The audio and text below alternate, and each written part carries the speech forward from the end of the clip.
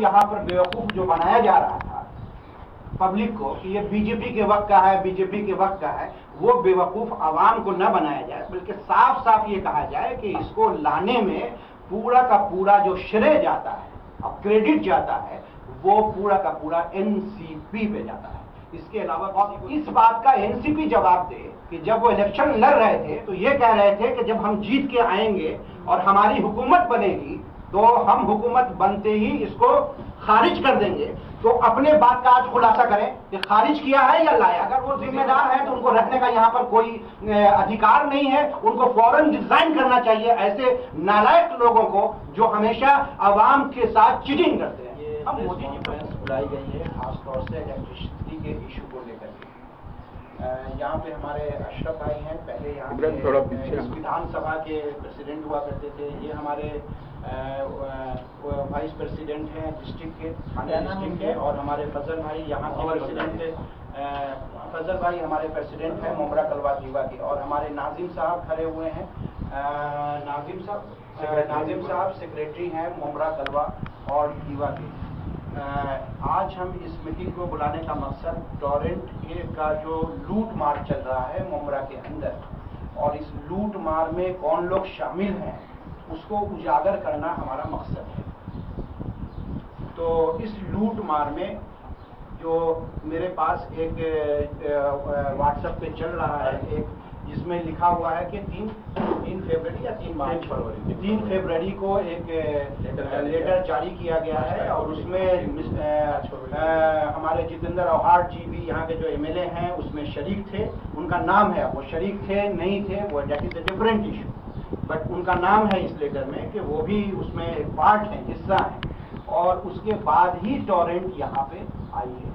तो अब तक जो यहाँ पर बेवकूफ जो बनाया जा रहा था पब्लिक को कि ये बीजेपी के वक्त का है, बीजेपी के वक्त का है, वो बेवकूफ आवाम को न बनाया जाए, बल्कि साफ साफ ये कहा जाए कि इसको लाने में पूरा का पूरा जो श्रेय जाता है और क्रेडिट जाता है वो पूरा का पूरा एनसीपी पे जाता है।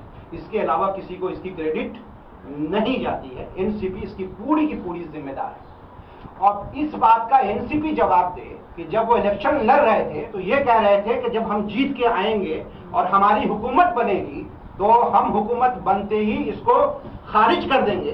तो अपने बात का आज खुलासा करें कि खारिज किया है या लाया है, जिम्मेदार कौन है। अगर वो जिम्मेदार है तो उनको रखने का यहाँ पर कोई अधिकार नहीं है, उनको फौरन रिजाइन करना चाहिए ऐसे नालायक लोगों को जो हमेशा आवाम के साथ चीटिंग करते हैं। हम मोदी जी को इतना सारा सुनाते हैं कि हमारी बात कहा गया, आप तो उनसे भी 2 डिग्री आगे हैं कि आप तो कह रहे हैं कि हम नहीं लाने देंगे। आप खुद उस मीटिंग में हैं और सारी चीजें हो रही हैं और आपके सामने ये सारी की सारी चीजें हुई हैं और होने के बाद यहाँ पे आया है।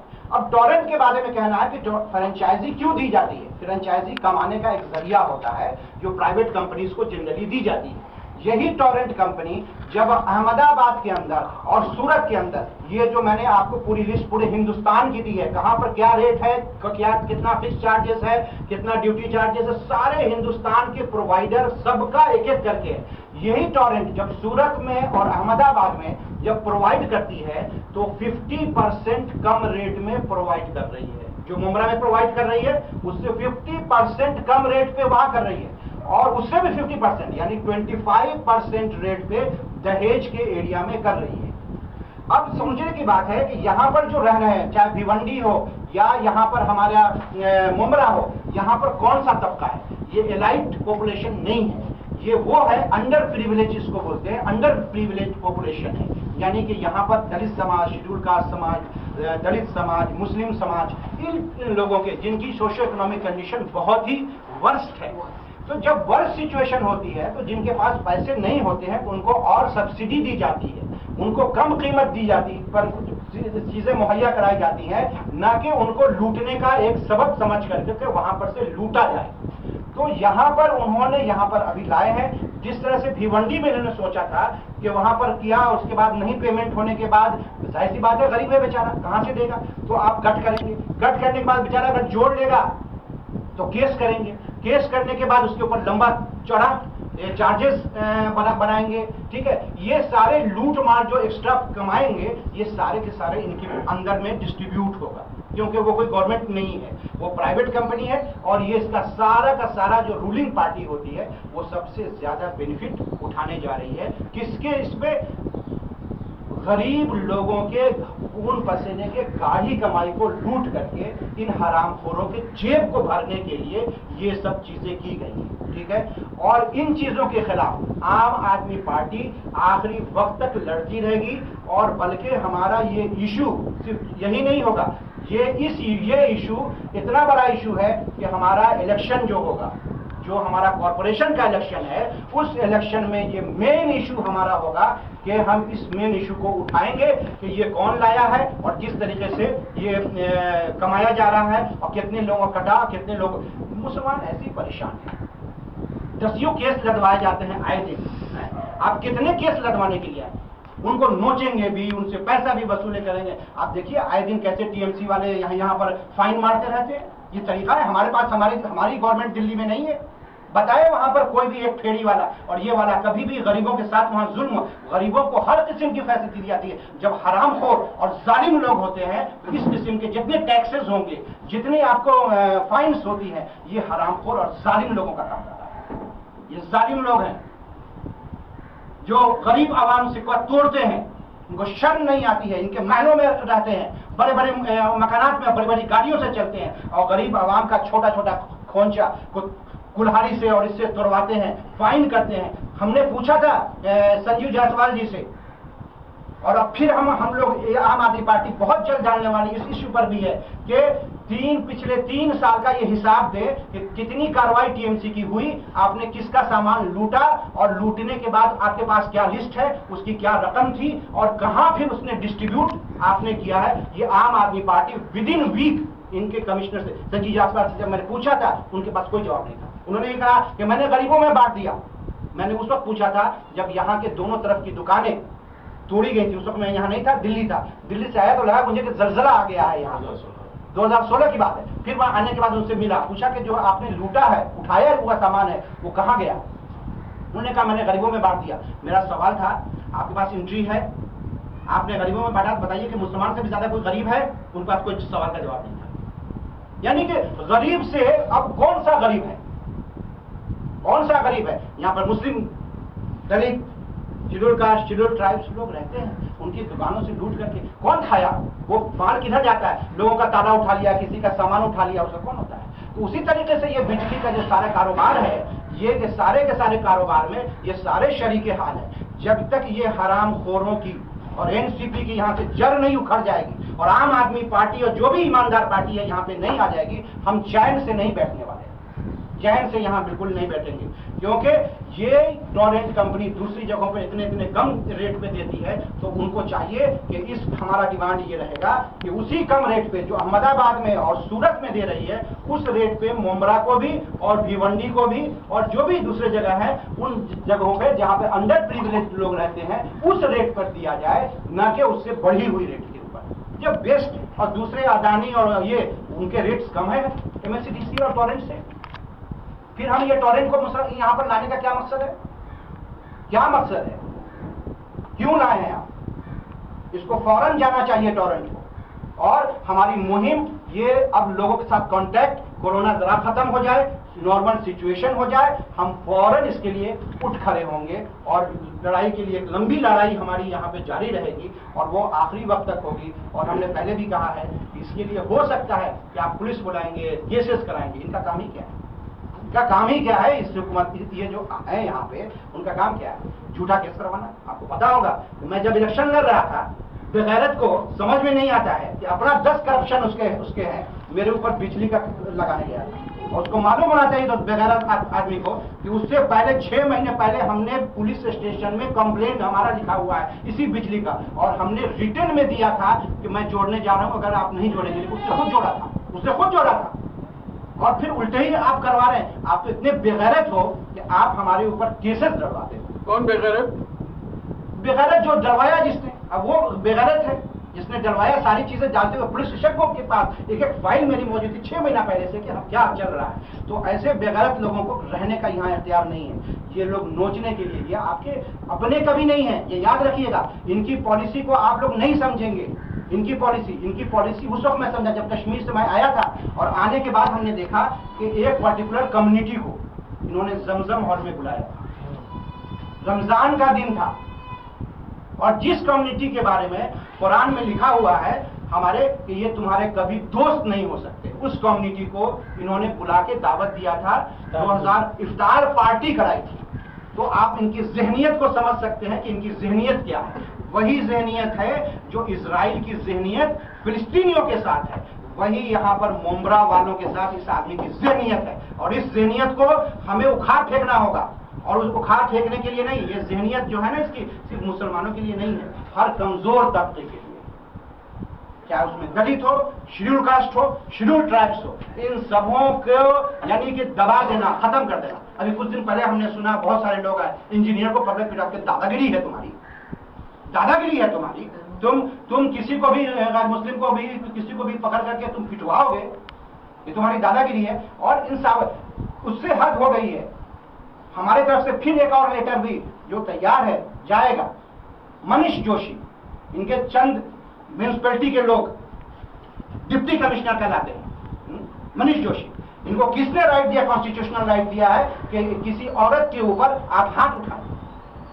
उनका वीडियो मेरे पास मौजूद है, और वो वीडियो बहुत जल्द वुमेन्स कमीशन में भी और माइनॉरिटी कमीशन को वीडियो के साथ भेजा जाएगा कि इनको बर्खास्त किया जाए और इनके ऊपर इंक्वायरी की जाए, और इनका जो है पूरा का पूरा हिसाब किताब इनका लिया जाए कि ये क्या कर रहे हैं। तो इस किस्म का किसी को परेशान करना, दादागिरी करना कमजोर लोगों के एरिया में आकर के, इसकी इजाजत नहीं है। यहाँ पर हम जैसे भी लोग हैं, जो मामूली लोग हैं, जो आवाम है, हम लोग मामूली आवाम लोग, लेकिन ये मामूली आवाम जब अपने ताकत का मुजाहरा जब करती है ना, आवाम जो दबे कुचले लोग हैं, बड़े बड़े महलों के जो है ना, जो कहते हैं कि पाए हिला के रख देती है, जब तो ताज हिल जाता है, वो आपका सब हिलने का वक्त आ गया है, क्योंकि जुल्म का घड़ा आपका भरने के करीब आ गया है, और वो अनकरीब भरे जो है वो अब सिर्फ और सिर्फ आपका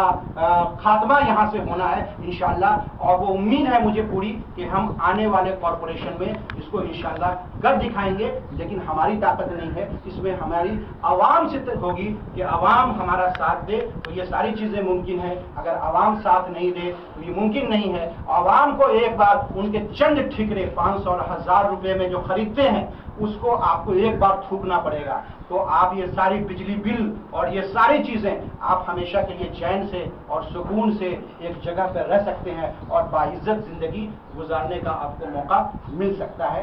यही हमारा ये है, और बहुत बहुत शुक्रिया। डॉक्टर साहब, ये सब सवाल, ये सब समस्या के बारे में आगे का क्या कदम है आपका? देखिए, जैसे ही कोरोना खत्म होगा, हमारा सीधा ये है कि इस बिजली के लिए हम लोग आंदोलन के लिए तैयार होंगे, और हम जो है कॉलोनी जाएंगे और लोगों को समझाएंगे। जब तक हम लोगों के अंदर, पब्लिक के अंदर अवेयरनेस नहीं लाएंगे, तो पब्लिक को सारी बात नहीं मालूम है कैसे क्या हो रहा है। पब्लिक के अंदर अवेयरनेस लाने के लिए जो भी तरीके हैं, मीम्स हो सकते हैं, चाहे वो मीम्स हमारा सोशल मीडिया हो, प्रिंट मीडिया हो, पम्पलेट हो, मीटिंग्स हो, नुक्कड़ नाटक हो, जितनी भी मीम्स हो सकती है, वो सारे मीम्स को हम आने वाले एक साल में, आने वाले जो 2021 होगा, उसमें हम सारे मीम्स को हम यूज करने वाले हैं। आप जब कब से ये शुरू करने वाले कोरोना के बारे में मुझे भी नहीं मालूम। दूसरी चीज ये कि आपका कैडर जो है यहाँ पर सिमटा हुआ है, तो क्या आप किसी और का समर्थन लेंगे? देखिए, हमारा कैडर सिमटा हुआ नहीं है, हम बहुत सिस्टमेटिकली, अभी भी हमारा पिछले चंद दिनों में हमने हजारों लोगों का ऑक्सीमीटर के तहत सारे लोगों का हम लोग जाकर के ऑक्सीजन लेवल टेस्ट हमारा रोज दिन चलता रहता है, कहीं ना कहीं पर तो चलता ही रहता है और चल रहा है। हमारी कैडर ये नहीं है, बहुत खामोशी से हमारा काम कॉलोनी में जाकर के सारी तरीके से हो रहा है। हाँ, लेकिन ये आने वाला वक्त बताएगा। जैसे आपने पूछा कि क्या किसी का साथ लेंगे, तो ये है कि वो उस वक्त की बात उस वक्त देखेंगे हम कि क्या होगा। लेकिन जब बड़ा शैतान होता है, तो अगर हमारा एक कोई छोटा मोटा हमसे किसी से नोक झोंक भी हो गई है और हमारा छोटा मोटा लड़ाई भी है, तो वो भी अगर साथ आए तो उससे कोई गुरेज नहीं है। लेकिन आगे की पॉलिसी हम आगे देखेंगे, उस वक्त की पॉलिसी उस वक्त हम डिसाइड करेंगे, अभी हम कुछ भी कैसे सर, जैसे कि महाराष्ट्र में आम आदमी पार्टी उतनी मजबूत नहीं है, लेकिन फिर भी मुमरा में आप लोग कोशिश कर रहे हैं, तो क्या लग रहा है कि आप लोग का टोरेंट मतलब यहाँ से खत्म हो सकता है? देखिए, महाराष्ट्र की जिस तेजी से, शायद आपकी नजर अगर किसी न्यूज़पेपर पे आजकल हो, पिछले 4 महीने से इतना फास्ट ग्रोइंग आम आदमी पार्टी ने ग्रिप पकड़ लिया है पूरे महाराष्ट्र के अंदर। हमारी कोई ऐसी जगह नहीं है जहां पर हम एक बार किसी चीज को करने के लिए करते हैं तो सारे पूरे महाराष्ट्र में एक ही दिन में करते हैं। जैसे हमने चंद दिन पहले उद्धव ठाकरे के खिलाफ हम लोगों का एक FIR का मुहिम था, ठीक है, तो वो FIR का मुहिम पूरे महाराष्ट्र के सारे पुलिस स्टेशन में एक साथ था। तो हमारा कैडर अब कमजोर नहीं रह गया है। हमारा कैडर कौन है? हमारा कोई कैडर RSS वाला कैडर नहीं है। हम आवाम जितनी भी है वही हमारी कैडर है, आम आदमी ही हमारी कैडर है, और वो कैडर बहुत बड़ी है। सब लोगों की जितनी भी पार्टियां हैं उससे काफी बड़ी है हमारा कैडर, जो आम आदमी को पसंद करती है, उसकी सोच को पसंद करती है, वही हमारा कैडर। डॉक्टर साहब, जिस बातों की बुनियाद बना करके आप जो है आंदोलन करने जा रहे हैं या शिकायत दर्ज करेंगे जी, कुछ मशमूला का तस्करा कीजिए कि भाई जिस तरह से कि मनीष जोशी ने जुल्म किया था उसका किया, वैसे ही टोरेंट ने क्या क्या किया है यहाँ पर, उसके बारे में देखिए टोरेंट की गलती सिर्फ यहाँ MSCDCL की ये है कि MSCDCL ने इनको अपने फायदे के लिए लाए, ठीक है, और जो प्राइवेट आया है उसका पूरा का पूरा फायदा जो है हमेशा जो रूलिंग पार्टी होती है उसको पहुंचता है फायदा। किसी भी चीज का प्राइवेटाइजेशन जब होती है तो उसका फायदा रूलिंग पार्टी को उससे पैसे लेने और हरामखोरी करने का मौका बहुत ज्यादा मिलता है। अब यह है कि देखिए, जब दबा कुचला कोई भी है उससे हम ले रहे हैं, उससे लेने का मतलब क्या है? जैसे हमने पहले भी बताया कि एक फैमिली है, उसमें हमारे 5 बच्चे हैं, पांचों एक जैसे नहीं है। कोई बहुत अच्छी सैलरी कमा रहा है तो कोई किसी की सैलरी 6-7 हज़ार रुपए, ज्यादा कमजोर है, तो हम उसके खर्च हम बल्कि सपोर्ट करते हैं, न कि उससे और ज्यादा हम जितना शेयर और लोगों से ले रहे हैं उससे उतना दबाव उस पर नहीं रखते हैं, उसको हम सपोर्ट करते हैं ताकि वो भी जो है अपलिफ्ट हो सके। तो यहाँ पर जबकि मुस्लिम और दलित और शेड्यूल ट्राइब्स एक तबका रहता है कलवा, मुमरा और दीवा में मिला करके, तो यहाँ पर उनको एक ऐसे कंपनी को लाना चाहिए था, बहुत सारी कंपनियां हैं, या टोरेंट को भी लाए तो उस टोरेंट को कहना चाहिए था कि भाई जिस रेट पे आप सूरत और अहमदाबाद में दे रहे हैं उस रेट में बड़ा मेहरबानी ये तबका दबा हुआ कुचला हुआ है उसी रेट पे आप दे दीजिए जो MSCDCL का आधे रेट पे मिलता है, ठीक है। आपने वो नहीं किया है, तो आपने तो उनको वहां पर इतने आधे रेट पर वाले को आप पूरा रेट पर, बल्कि सबसे इस लिस्ट में सबसे ज्यादा महंगा पूरे हिंदुस्तान में कोई है तो वो टोरेंट MSCDCL है, पूरे हिंदुस्तान में, सारा पूरे हिंदुस्तान का ये डाटा है। तो सारे उसको लेकर के मुसलमान दबे कुचले पर रखना ये जुल्म कहलाएगा, ये जुल्म है, और जुल्म के खिलाफ पार्टी और आवाम उठेगी। जुल्म आज 1 दिन 2 दिन 3 दिन 4 दिन होता है, जुल्म खत्म भी होता है जब आवाम जाग जाती है, और आवाम को हम जगाने की पूरी कोशिश करेंगे। गुमान गुजरता है कि ये ठाणे महानगर पालिका के चुनाव के उपलक्ष्य में ये मुद्दा उठाया जा रहा है। सिर्फ टोरेंट का मुद्दा है या और आपने कहा कि दीगर मसाइल कौन कौन से? देखिए, दीगर मसाइल मैं हमेशा तज़किरा करता रहा हूँ, बहुत सारे हैं। हमारे स्कूल के एजुकेशन का मसाइल है, ठीक है, हमारे हेल्थ के इश्यूज हैं, है ना, PDS के हैं, PDS यानी कि फूड डिस्ट्रीब्यूशन सिस्टम में बहुत बड़ा घपला है, यहाँ पे फूड डिस्ट्रीब्यूशन सिस्टम में प्रॉब्लम है, इवन पुलिस स्टेशन में भी प्रॉब्लम है। पुलिस स्टेशन का मसला ये है कि कोई ताकतवर आदमी फोन कर देता है तो एक गरीब के खिलाफ वहां पर FIR दर्ज हो जाती है, और एक गरीब आदमी सही केस के लिए जाता है और ताकतवर ने कह दिया कि नहीं होना है तो वो नहीं होता है। तो जितनी भी चीजें जिसका नुकसान आवाम को भुगतना पड़ता है उन सबों पर लगाम लगाने के लिए, हम एक चीज के लिए नहीं है। टोरेंट इशू इसलिए है कि ये हर महीने बिल आता है, ये बिल हर महीने आता है, हर महीने महंगा करके, और देखिए आपने चीटिंग तो देख ही रहे हैं कि इनका चीटिंग कैसे इसमें चल रहा है। 16% लिख के 21% इन्होंने चार्ज मारा है, यानी 5% तो ऐसे ही खा जा रहे हैं, और आप लोग कहते हैं कि साहब 2% हम छूट दे रहे हैं। आप तो कितना घपला कर रहे हैं वो पता नहीं है, और उस घपले में शेयर पार्टनर आपके बहुत सारे लोग हैं। तो हमारा 1-2 इशू नहीं है, हर उस इश्यूज के ऊपर जो बहुत सारे हमारे रिजर्व प्लॉट्स थे वो खा जा रहे हैं, उधर कहीं पर बिल्डर्स लॉबीज के साथ मिलकर के आप कुछ बड़ा तमाशा कर रहे हैं, उन सारे के ऊपर नजर होगी, लेकिन हमारा प्रायोरिटी होगा कि प्रायोरिटी पे हमारा एजुकेशन होगा या लाइट होगा, हेल्थ होगा, फिर उसके बाद पुलिस स्टेशन का होगा, पीडीएस सिस्टम, क्योंकि आने वाले वक्त में इकोनॉमी डाउन होने वाली है, उसमें और खाने पीने की परेशानी होने वाली है। तो पीडीएस सिस्टम कितना स्ट्रांग होगा ताकि लोगों को गवर्नमेंट के रेट पे और फ्री जो है लोगों को खाना पीना, कम से कम पेट तो भरने जाए, न कि वो खुदकशी करने पे मजबूर ना हो जाए, भूखे ना मर जाए, जिसकी रेट हमारे कोरोना के कई गुना ज्यादा है। कोरोना कोई इशू बिल्कुल न था, न है और न रहेगा।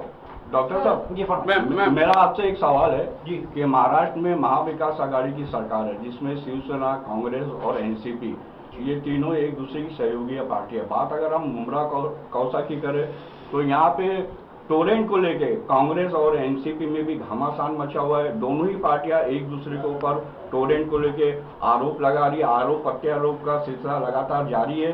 तो क्या ये जो कांग्रेस और एनसीपी है, ये मुमरा कौसा की आवाम को टोरेंट के नाम पे गुमराह कर रही है, या इनकी ये जो नौटंकी है इसे आप क्या कहेंगे? क्या ये नूरा कुश्ती है? देखिए, ये पूरी की पूरी नौटंकी ही होती है।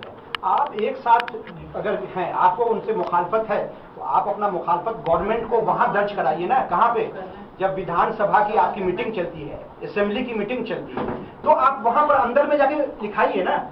और इससे नहीं होता है कि ठीक है नितिन राउत जो है वो कांग्रेस के हैं और हुकूमत जो है शिवसेना भी है, कांग्रेस भी है और दूसरे लोग भी हैं, उसमें सारे के सारे लोग। आपने उनसे कितना उनका ये नोटिस लिया और उनकी मुखालफत की, उनको धमकी दिया कि अगर नहीं हटाया जाएगा तो हम जो है रिजाइन कर देंगे या ये स्टेप लेंगे। आपने तो कोई स्टेप, सिर्फ आरोप प्रत्यारोप लगा देने से काम नहीं चलने वाला है। हकीकत की दुनिया में उतरिए और आवाम के आंखों में धूल झोंकना जो है बंद कर दे सब लोग। सर, मेरा आखिरी सवाल है। अभी एमएल इलेक्शन में आप पार्टी जो है बहुत अच्छे वोटों से आगे ही थी, बट अभी कॉर्पोरेशन इलेक्शन आ रहा है, तो इसमें आम आदमी पार्टी के कॉर्पोरेशन इलेक्शन की क्या तैयारी होगी अच्छी तरीके से, या कॉर्पोरेटर्स खड़े होंगे ज्यादा? देखिए, एक चीज जान लीजिए कि हमारा ऊपर से ऑर्डर आया है केजरीवाल जी की तरफ से कि आम आदमी पार्टी महाराष्ट्र के अंदर सारे इलेक्शन लड़ेगी। अब कोई इलेक्शन छोड़ने नहीं जा रही। और ये याद रखेंगे ये लोग कि इनके जितने कॉर्पोरेटर हैं सबके खिलाफ मेरे बहुत ही स्ट्रॉन्ग, पढ़े लिखे, ईमानदार, दियानतदार लोग उतरेंगे इंशाअल्लाह। शुक्रिया। बहुत ही स्ट्रॉन्ग। अच्छा, हमारी तैयारी बहुत अच्छे से चल रही है। हाँ, ये जरूर है कि हमारे पास इस वक्त वुमेन्स कैडर की कमी है, क्योंकि 50% सीट वुमेन्स के लिए रिजर्वेशन है, उसमें हमारी कमी जरूर है। उसके ऊपर बहुत तेजी से हमारी काम चल रहा है और हम उसके कांटेक्ट में हैं ताकि उनका ओबीसी भी बन जाए और सारी चीजें बन जाए वक्त पे, ताकि हम एक बहुत ही स्ट्रॉन्ग टीम उतारेंगे इंशाअल्लाह ताला। और आप फिर देखेंगे कि कैसा होता है। और हमने बहुत कुछ पिछले इलेक्शन से सीखा है और वो सारे चालबाजी भी हम रोकना चाहिए। ठीक है। का बोलना ये है, एक सवाल ये कि जैसे आपने जागरूकता अभियान चलाने का ये है, क्या ये अभियान खाली मुमरा तक महदूद रहेगा या कलवा?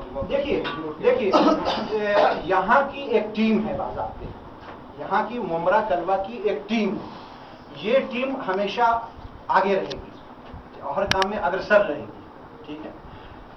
और मैं अभी थोड़ा सा, मेरा जो कंसंट्रेशन है, जो मुझे अभी जो काम दिया गया है वो कुछ अलग है। मैं स्टेट कमेटी जो यहाँ की है महाराष्ट्र की, मैं उसका एग्जीक्यूटिव मेंबर हूँ। गोया मुमरा पूरा महाराष्ट्र को ऑपरेट करेगा। मुझे, हाँ, हमें मुमरा नहीं, मुमरा जैसा तो सारे जगह पे हम लड़ने जा रहे हैं और सारे पर बहुत अच्छा। बीएमसी हमारे प्रीति शर्मा मेनन लीड करने जा रही है, तो वहीं पूरा टीएमसी मैं लीड करने जा रहा हूँ। पूरा टीएमसी, नॉट ओनली ये मुमरा कलवा नहीं, पूरा टीएमसी में लीड करने जा रहा हूं। और ये जो हमारा ठाणे पालघर रीजन है उसका भी इंचार्ज मैं, ठीक है। और तो इस वक्त हम लोग सारे जगह के इंचार्ज स्टेट के लोग बने हुए हैं, सारे जगह एकदम इक्वल, यानी कि ताकत के साथ हम उतर रहे हैं। ये भूल जाए और आवाम इंशाअल्लाह, पूरी उम्मीद है कि आम आदमी की कोई मौका देगी और साथ देगी और यहाँ से सारी चीजें जो जितने भी करप्शन और जितनी उल्टी सीधी चीजें धीरे धीरे सब खत्म होगी। एमएसडीसीएल का बोलना ये, मतलब टोरेंट का बोलना ये है कि हम लोग कुछ गलत तो कर नहीं रहे हैं।